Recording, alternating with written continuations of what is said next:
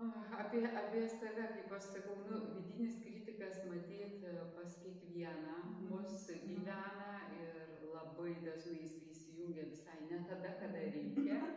Gerai, kai jisai analizuoja ir pasveria tam tikrus dalykus, bet kartais jisai trukdo pasitikėjimui. Tai nuo mažens buvau toks vaikas, kur sakau, viskas man buvo įdomu, bet pats įdomiausias dalykas buvo, ką dirba suaugę žmonės. Ką dirba suaugę žmonės visą dieną. Ir pas savo giminaičius, tetas, dėdės įsiprašydavau į darbus. Tai ir pieninį teko pabūti, ir paštą nešioti valgyklui. Tai gal profesijos ieškojot? Greičiausiai jau nuo mažų dienų ieškojau tos profesijos, nes buvo tikrai labai įdomu viską pažinti. Nes jau būnant vaikum atrodė, kad, nu, o kam čia tų mokslų tiek visokių reikia, nes tu gali tiesiog eiti, išmokti amato ir dirbti. Tai matyt, jau nuo tada ieškojau tos veiklos. Tai viena iš tokių savybių, kuri pas mane yra, tai va tas smalsumas ir žingeidumas. Ir jisai yra galbūt pagrindinis tas varikliukas, kai viskas įdomu. Kaip mažam vaikui. O kas čia? Ir aišku, kai kiekviena savybė jinai gali turėti ir minusinę pusę. Jeigu tau viskas įdomu, tai greičiausiai bus sudėtinga pabaigti kažką senus darbus, nes vis atsiranda nauja kažkokia veikla. Tai čia irgi reikia tam tikros disciplinos. Tai mokausi irgi būti disciplinuota. O šiaip tai, kas man patinka, aš neriu visą galvą. Įsitraukiu į tam tikrą dalyką giliai. Taip pat atsitiko ir su ta tarologija. Nu, neįdomu tas paviršius. Nu, čia kaip ir žmogaus išorė. Jisai, nu taip, čia yra tik išorė. Bet viduj pas mus yra kažko pripildyta. Mes esam pripildyti savo patirčių, savo emocijų, savo žinojimo, išgyvenimų. Ir visas tas, jisai atsispindi greičiausiai mūsų išorį. Ir man šitas sritis, ta nematoma sritis, jinai visada buvo įdomi.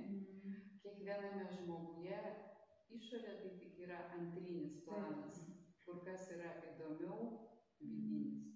Ir aišku, daugiausia išduoda, dar ką labai mėgstu tyrinėti, žmogaus akis.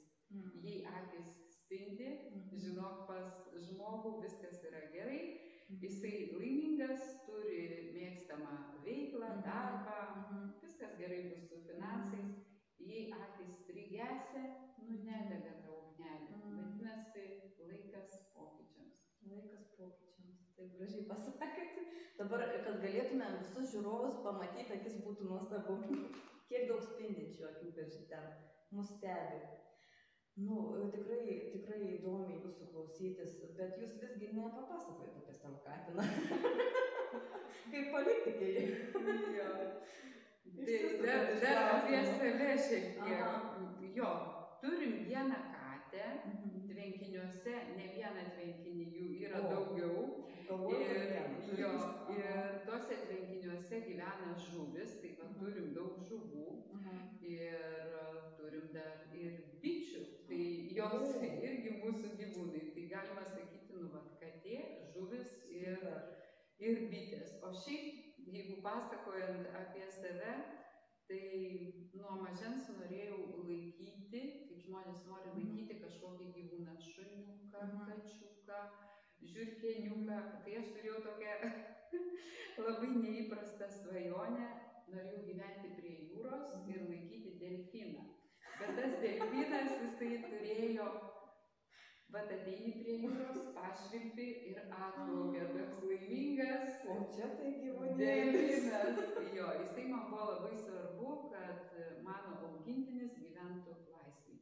Tai ir ta mano balta katytė Murka, jinai irgi gyvena laisvėj, kaip ir katinas, kada nori ateina, kada nori išeina. Tai toks ryšys. O dabar vat galvoju apie delfiną, žinokit, daug esu girdėjus svajonių, bet tokios dar nebuvau. Čia tikrai įspūdinga. Kaip ją pasiekti, galvoju, tokia svajonė. Nu, super. Jo, šitas gyvūnas, šiek tiek domėjausi apie tuos gyvūnus, kad jie yra tikrai labai protingi ir net protingesni už žmones. Ir vieną kartą teko juos pamatyti atviroj jūroj. Lankiausi, keliavau po Prūsiją ir Batumį. O Batumi miestas yra ant jūros kranto ir va ten pliažas irgi mieste. Ir ten sėdint, tie delfinai visai priplaukė prie mūsų.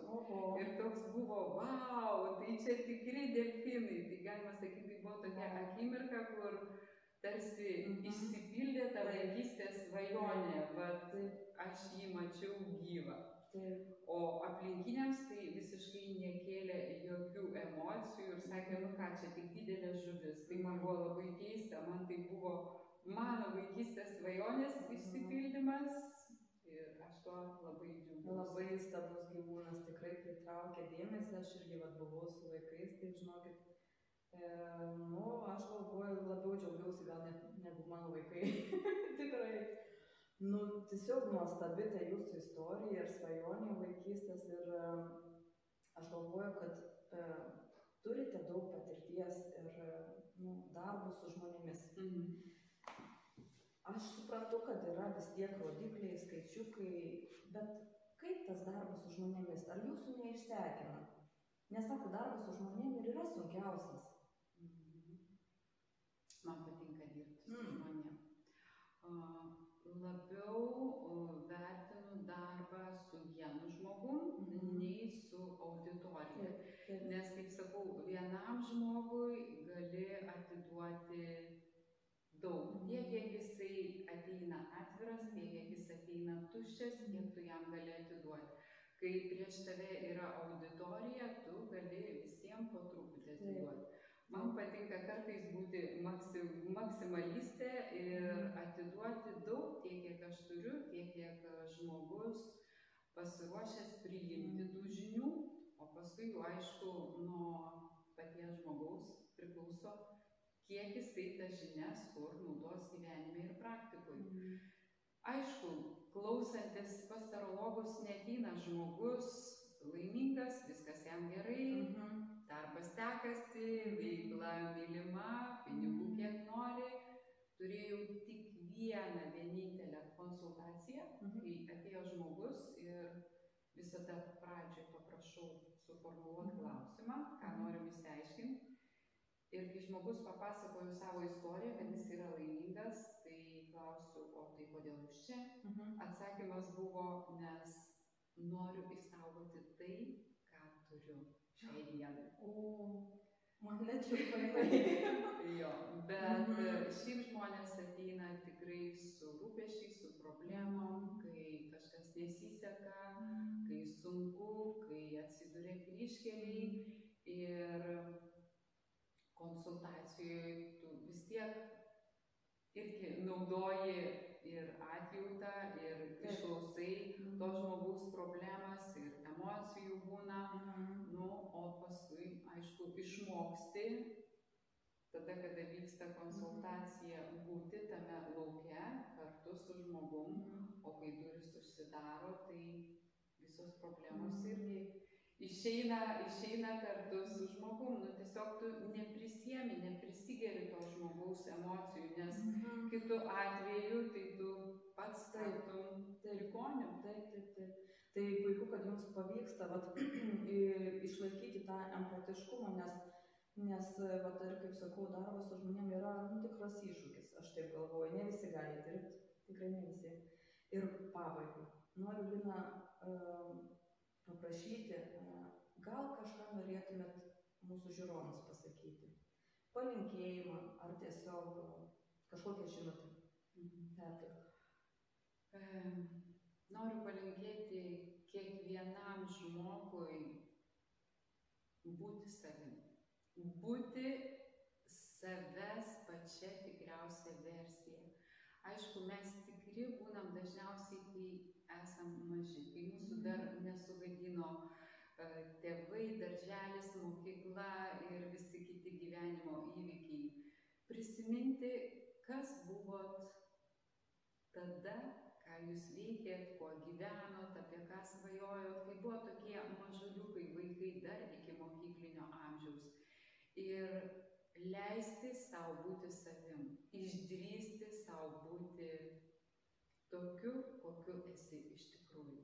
Ir nesvarbu, kad galbūt vienas yra protingesnis, kitas gražesnis, trečias kūrybingesnis, ketvirtas moka labiau vadovauti, penktas gydyti, atjausti, tiesiog leisti tom savo savybėm, kurios jum reiškiasi, tokios kaip dovanos, kaip talentai, reikštis ir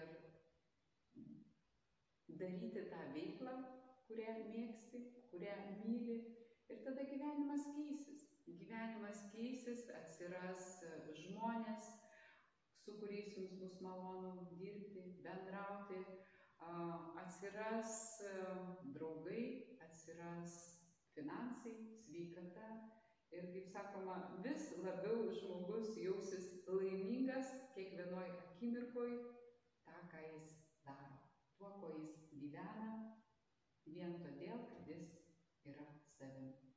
Tai linkiu labiausiai būti savim ir savo pačia geriausia versija. Nuostabu.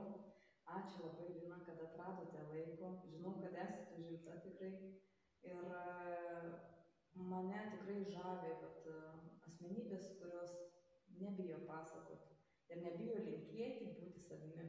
Nes šiais laikais mes iš tikrųjų bėgam, lekiam ir pamirštam save. Tai ačiū labai.